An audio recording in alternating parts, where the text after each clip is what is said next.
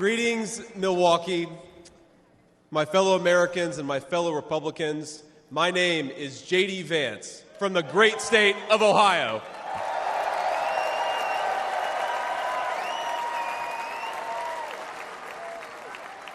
Tonight,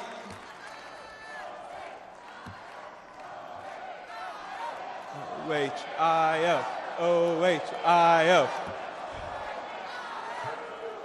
You guys, we're gonna chill with the Ohio love. We gotta win Michigan too here, so.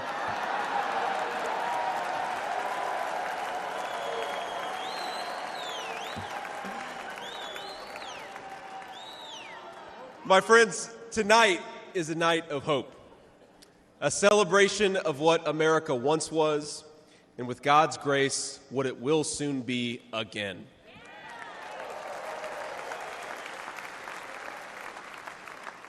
And it is a reminder of the sacred duty we have to preserve the American experiment, to choose a new path for our children and grandchildren. But as we meet tonight, we cannot forget that this evening could have been so much different.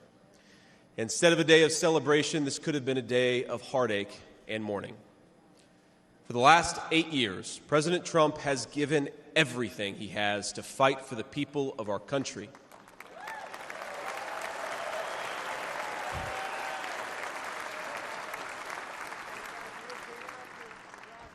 He didn't need politics, but the country needed him.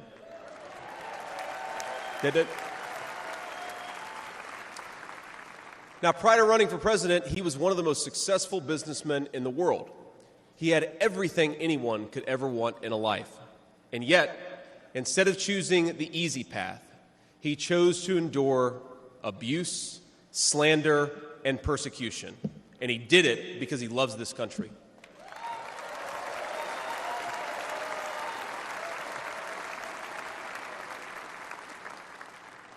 I want all Americans to go and watch the video of a would-be assassin coming a quarter of an inch from taking his life. Consider the lies they told you about Donald Trump, and then look at that photo of him, defiant, fist in the air, when Donald Trump rose to his feet in that Pennsylvania field. All of America stood with him.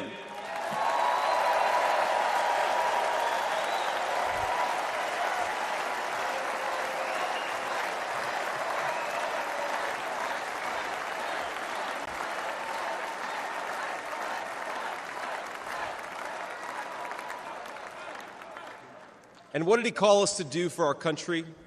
To fight for America. Even in his most perilous moment, we were on his mind. His instinct was for us, for our country, to call us to something higher, to something greater, to once again be citizens who ask what our country needs of us.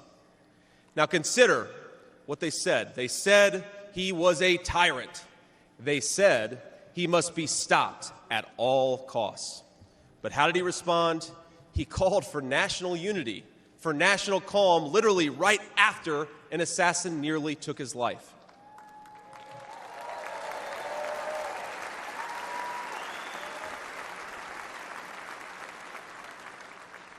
He remembered the victims of the terrible attack, especially the brave Corey Comparatori, who gave his life to protect his family. God bless him. And then President Trump flew to Milwaukee and got back to work.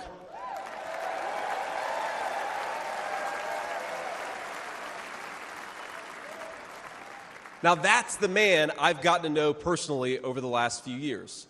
He is tough, and he is, but he cares about people. He can stand defiant against an assassin one moment and call for national healing the next. He is a beloved father and grandfather, and of course, a once-in-a-generation business leader. He's the man who is feared by America's adversaries, but 2 nights ago, and I'll share a moment, said goodnight to his 2 boys, told them he loved them, and made sure to give each of them a kiss on the cheek. And I will say, Don and Eric squirmed the same way my 4-year-old does when his daddy tries to give him a kiss on the cheek. Sorry, guys. He is all those things, but tonight we celebrate he is our once and future President of the United States of America.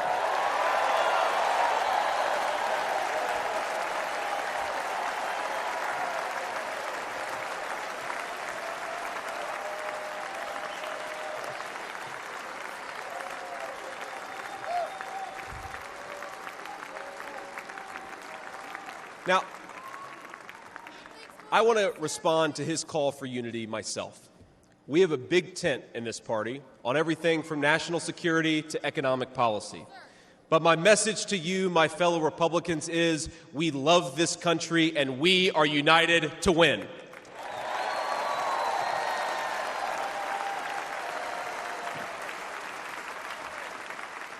Right. Now, I think our disagreements actually make us stronger. That's what I've learned in my time in the United States Senate, where sometimes I persuade my colleagues and sometimes they persuade me. And my message to my fellow Americans, those watching from across the country, is shouldn't we be governed by a party that is unafraid to debate ideas and come to the best solution?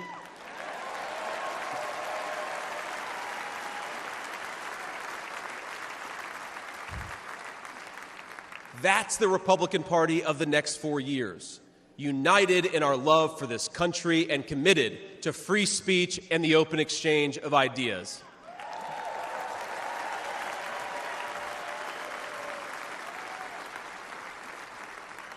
And so tonight, Mr. Chairman, I stand here humbled, and I'm overwhelmed with gratitude to say I officially accept your nomination to be Vice President of the United States of America.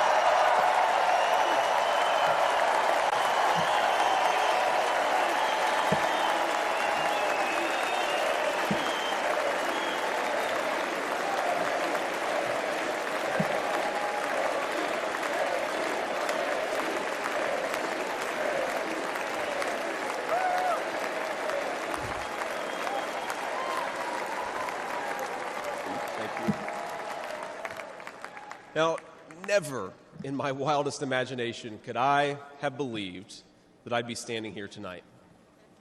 I grew up in Middletown, Ohio, a small town where people spoke their minds, built with their hands, and loved their God, their family, their community, and their country with their whole hearts. But it was also a place that had been cast aside and forgotten by America's ruling class in Washington.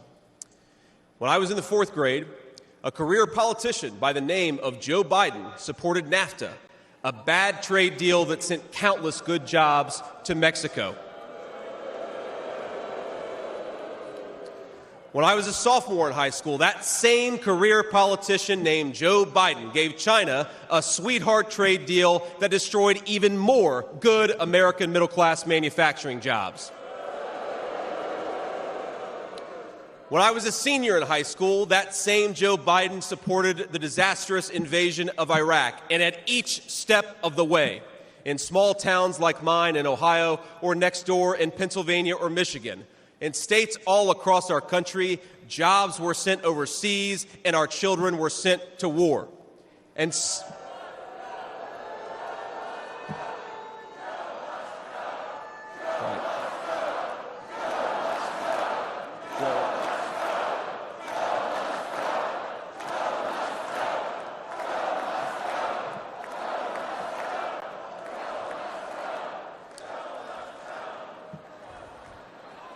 I agree.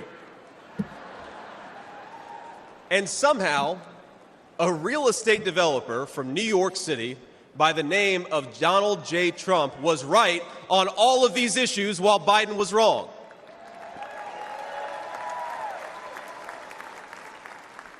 President Trump knew even then that we needed leaders who would put America first.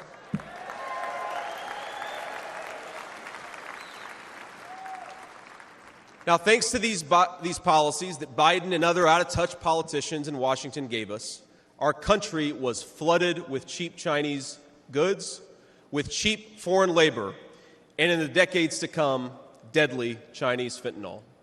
Joe Biden screwed up, and my community paid the price. Now, I was lucky.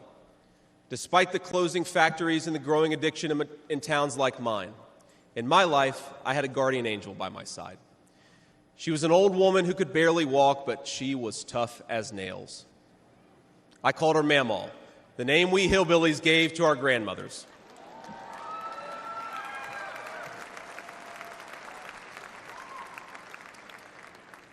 Mamaw raised me as my mother struggled with addiction. Mamaw was in so many ways a woman of contradiction. She loved the Lord, ladies and gentlemen. She was a woman of very deep Christian faith.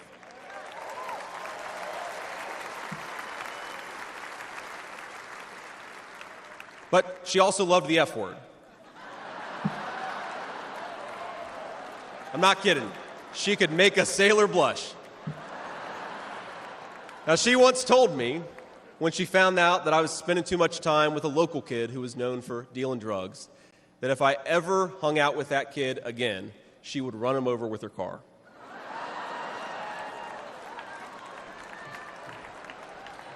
That's true. And she said, JD, no one will ever find out about it.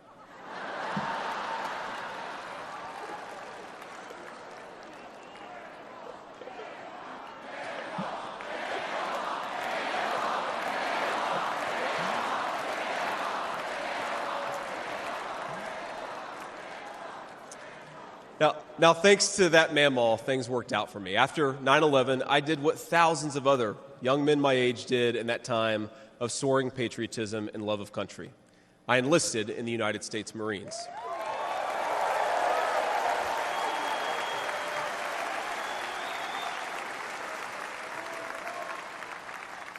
Semper Fi to my fellow Marines. Now, I left the Marines after 4 years and went to the Ohio State University.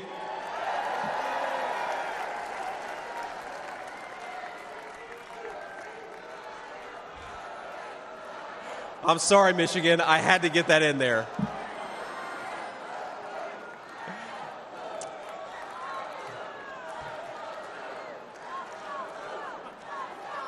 Come on, come on. We've had enough political violence. Now, after Ohio State, I went to Yale Law School, where I met my beautiful wife. And then I started businesses to create jobs in the kind of places that I grew up in. Now, my work taught me that there is still so much talent and grit in the American heartland. There really is. But for these places to thrive, my friends, we need a leader who fights for the people who built this country.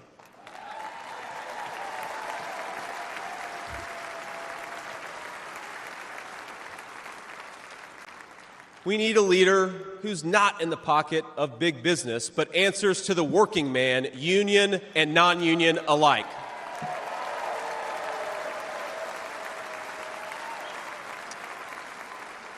A leader who won't sell out to multinational corporations, but will stand up for American companies and American industry.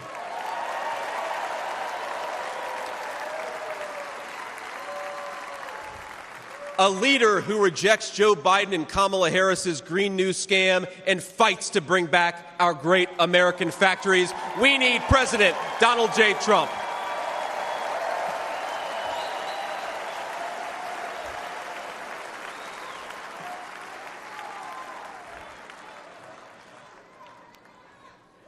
Some people tell me I've lived the American dream, and of course they're right, and I'm so grateful for it.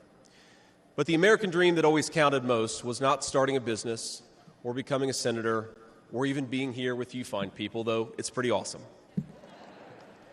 My most important American dream was becoming a good husband and a good dad, of being able to give.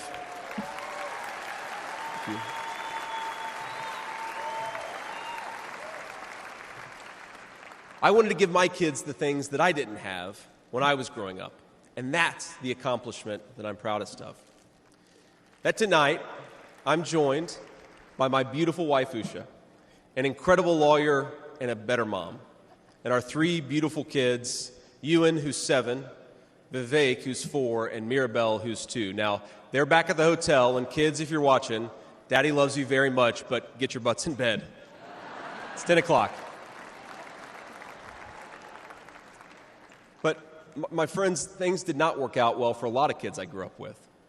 Every now and then, I will get a call from a relative back home who asks, "Did you know so-and-so?" And I'll remember a face from years ago, and then I'll hear, "They died of an overdose."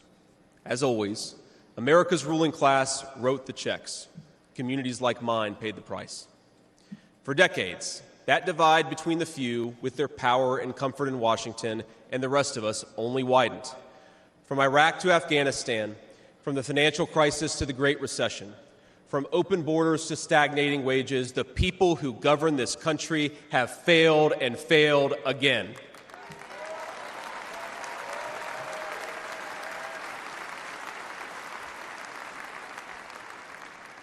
That is, of course, until a guy named Donald J. Trump came along.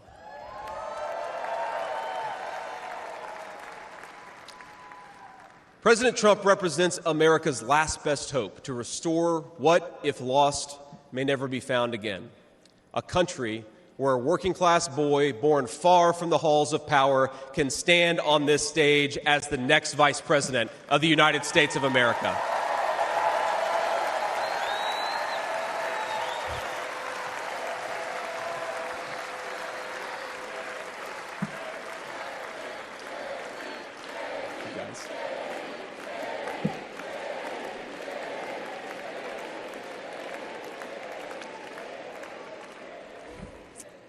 But my fellow Americans here in this stage and watching at home, this moment is not about me. It's about all of us, and it's about who we're fighting for.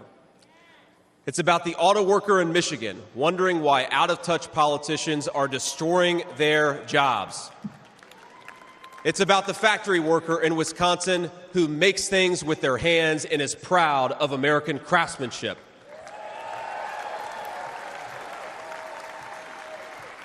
It's about the energy worker in Pennsylvania and Ohio who doesn't understand why Joe Biden is willing to buy energy from tin-pot dictators across the world when he could buy it from his own citizens right here in our own country.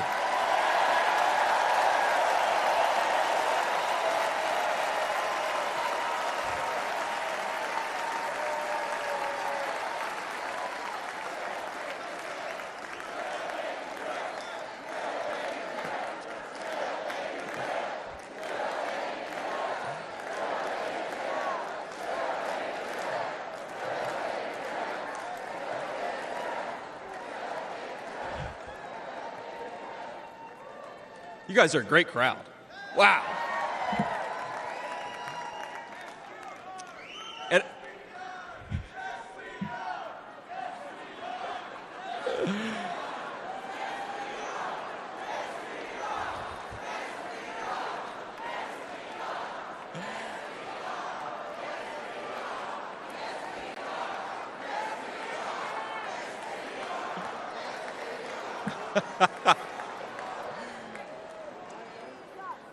And it's about, our movement is about single moms like mine who struggled with money and addiction but never gave up. And I'm proud to say that tonight my mom is here, 10 years clean and sober. I love you, Mom.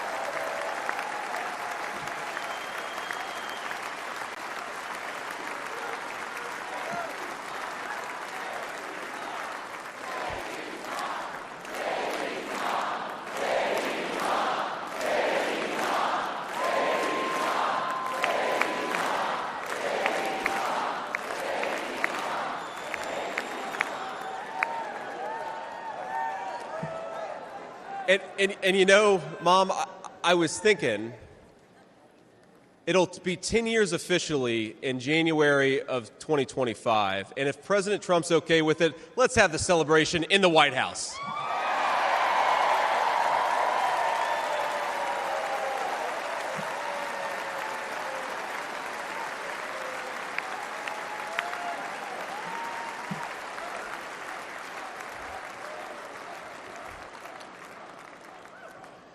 And our movement, ladies and gentlemen, it's about grandparents all across this country who are living on Social Security and raising grandchildren they didn't expect to raise.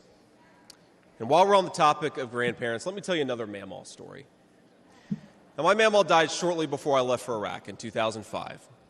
And when we went through her things, we found 19 loaded handguns. They were...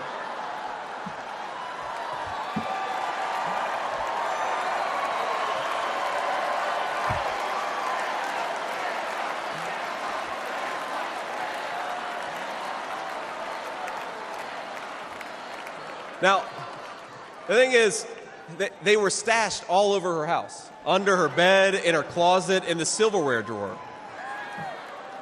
And we wondered what was going on, and it occurred to us that towards the end of her life, Mamaw couldn't get around so well. And so this frail old woman made sure that no matter where she was within arm's length of whatever she needed to protect her family. That's who we fight for. That's American spirit.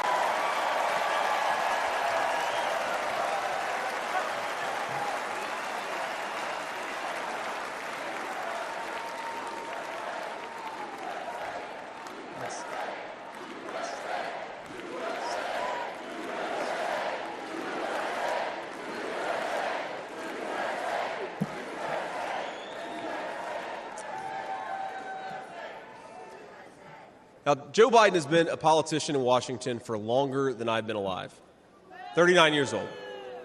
Kamala Harris is not much further behind.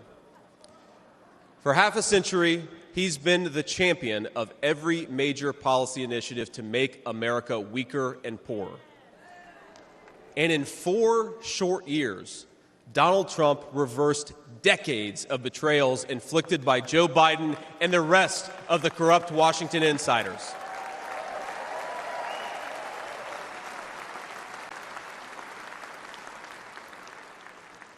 He created the greatest economy in history for workers. Really was amazing. There's this chart that shows worker wages, and they stagnated for pretty much my entire life until President Donald J. Trump came along. Workers' wages went through the roof.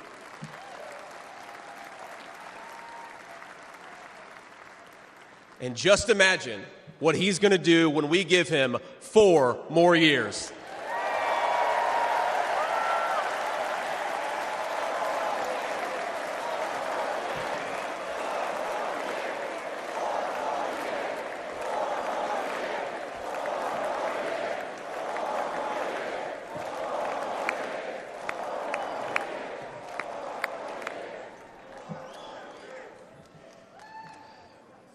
Months ago, I heard some young family member observe that their parents' generation, the baby boomers, could afford to buy a home when they first entered the workforce.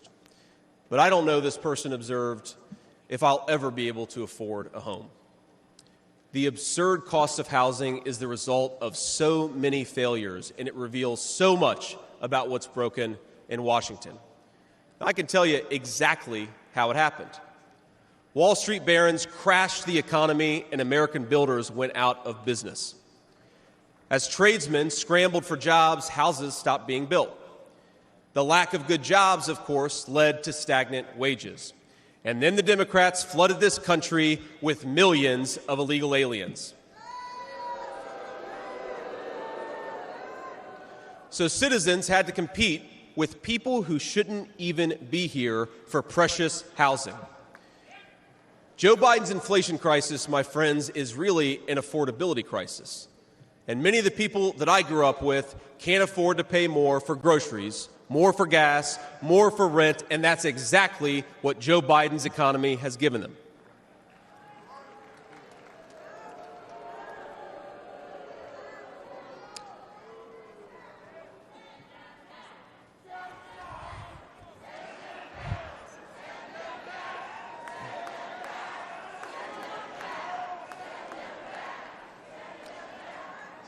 So prices soared, dreams were shattered, and China and the cartels sent fentanyl across the border, adding addiction to the heartache.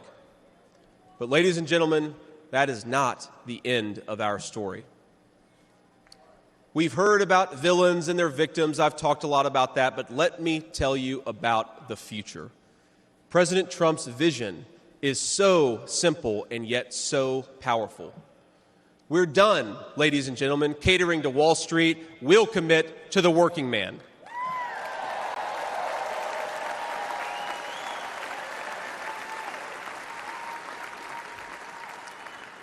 We're done importing foreign labor. We're going to fight for American citizens and their good jobs and their good wages.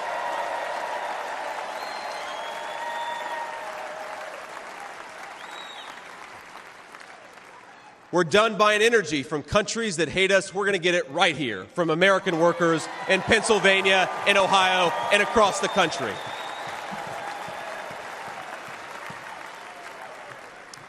We're done sacrificing supply chains to unlimited global trade, and we're going to stamp more and more products with that beautiful label, Made in the USA.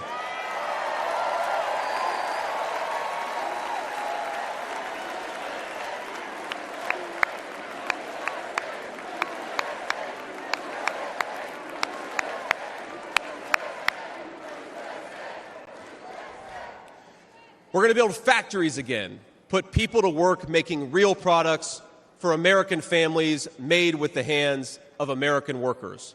Together,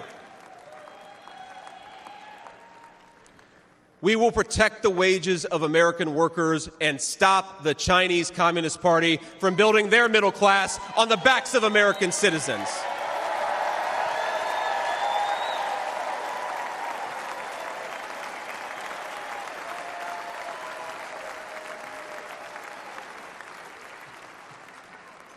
Together, we will make sure our allies share in the burden of securing world peace. No more free rides for nations that betray the generosity of the American taxpayer.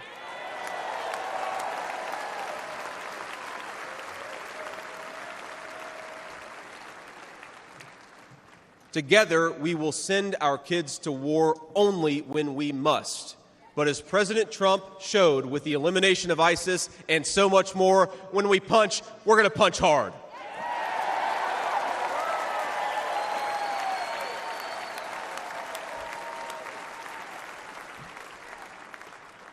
Together, we will put the citizens of America first, whatever the color of their skin. We will, in short, make America great again.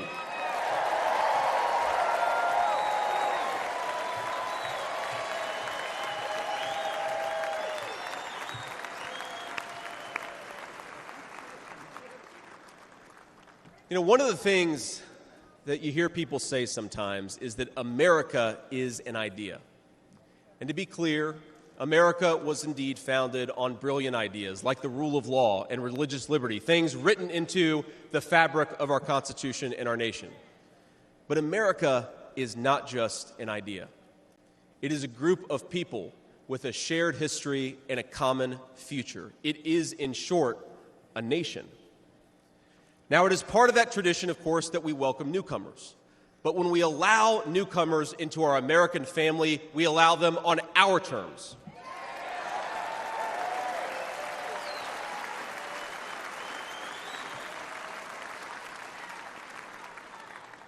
That's the way we preserve the continuity of this project from 250 years past to hopefully 250 years in the future.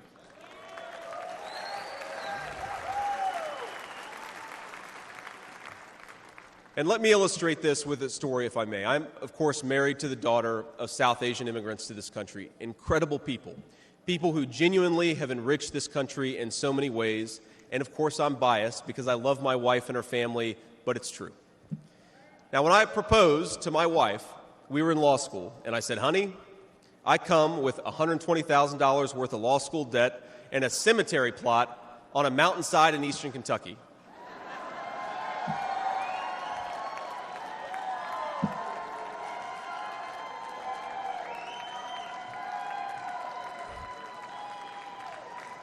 And I guess standing here tonight, it's just gotten weirder and weirder, honey. But that's what she was getting. Now, that cemetery plot in eastern Kentucky is near my family's ancestral home. And like a lot of people, we came from the mountains of Appalachia into the factories of Ohio, Pennsylvania, Michigan, and Wisconsin.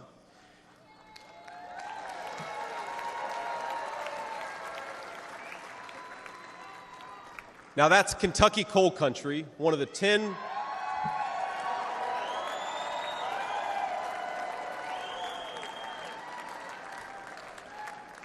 Now, it's one of the 10 poorest counties in the entire United States of America.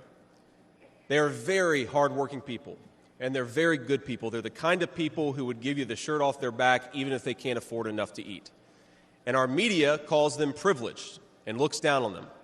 But they love this country not only because it's a good idea, but because in their bones they know that this is their home. And it will be their children's home, and they would die fighting to protect it.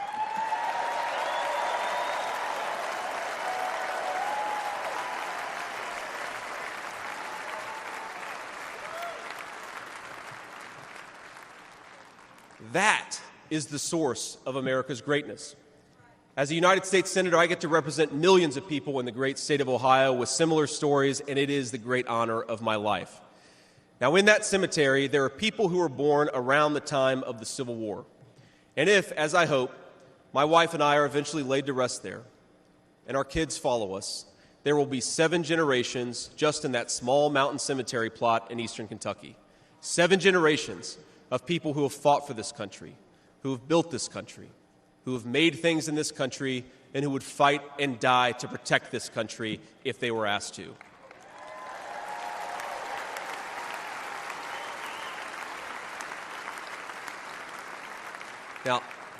Now that's not just an idea, my friends. That's not just a set of principles. Even though the ideas and the principles are great, that is a homeland. That is our homeland.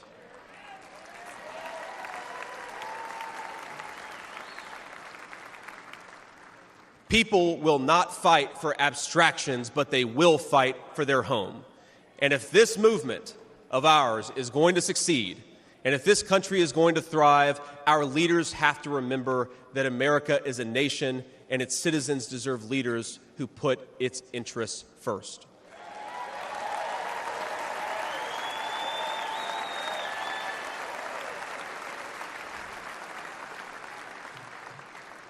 Now, we won't agree on every issue, of course, not even in this room. We may disagree from time to time about how best to reinvigorate American industry and renew American family. That's fine. In fact, it's more than fine. It's good. But never forget that the reason why this united Republican Party exists, why we do this, why we care about those great ideas and that great history, is that we want this nation to thrive for centuries to come.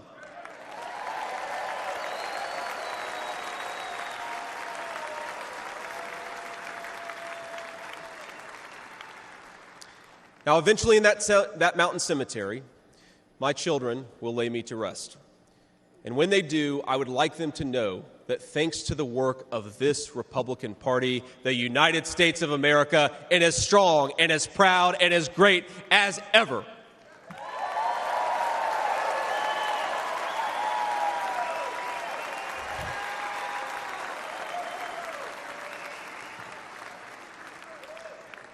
That is who we serve, my friends. That is who we fight for. And the only thing that we need to do right now, the most important thing that we can do for those people, for that American nation that we all love, is to re-elect Donald J. Trump, President of the United States.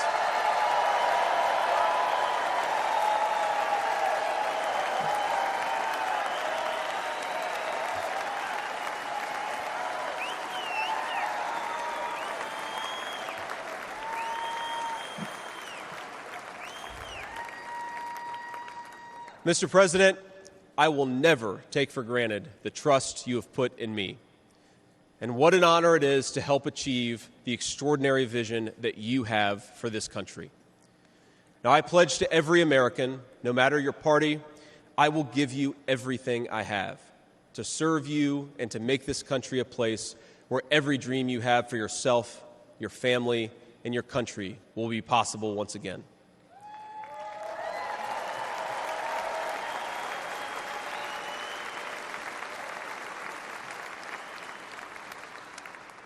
And I promise you one more thing.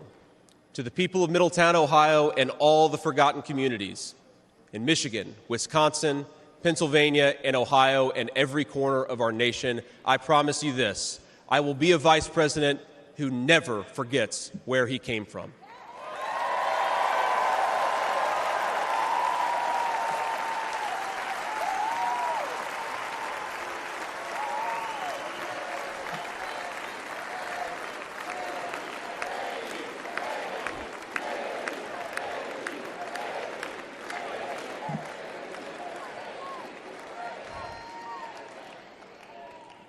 And every single day for the next 4 years, when I walk into that White House to help President Trump, I will be doing it for you, for your family, for your future, and for this great country. Thank you. God bless all of you, and God bless our great country.